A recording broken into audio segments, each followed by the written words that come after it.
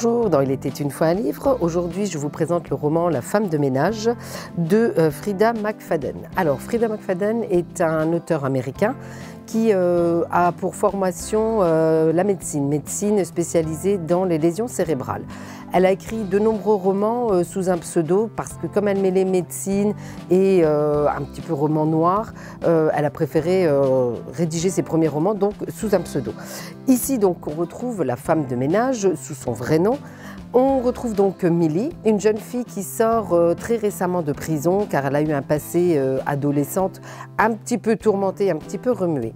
Alors Millie a besoin maintenant de trouver un travail fixe, d'avoir un toit sur la tête parce qu'elle vit dans sa voiture et son agent de probation n'est pas au courant de toutes ces petites choses et il faut vraiment qu'elle régularise sa situation.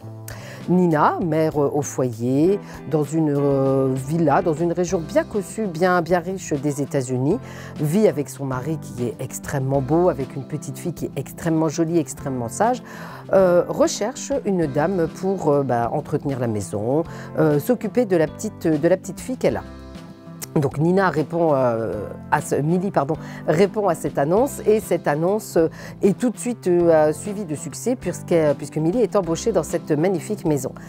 Les premiers temps, tout se passe bien, le petit ménage, le rangement, la petite demoiselle, le monsieur qui rentre le soir du travail, tout file dans un bon ordre. Jusqu'à ce que ce joli tableau commence à se fissurer et Millie se rend compte que Nina n'est pas tout à fait aussi saine d'esprit qu'elle veut bien le montrer parce que des parents d'élèves lui souhaitent bon courage de travailler dans cette maison. Donc elle se pose la question. Le jardinier lui-même lui dit « Sauvez-vous !» Il ne parle pas bien la langue, mais elle comprend quand même qu'il lui dit de se sauver. Le mari, sous son sourire émail diamant, n'est pas tout à fait net. Enfin, je vous laisse découvrir la suite parce qu'on a des moments un petit peu de tension, un petit peu de sueur froide et vraiment un roman que je vous recommande à retrouver à la médiathèque de Romba.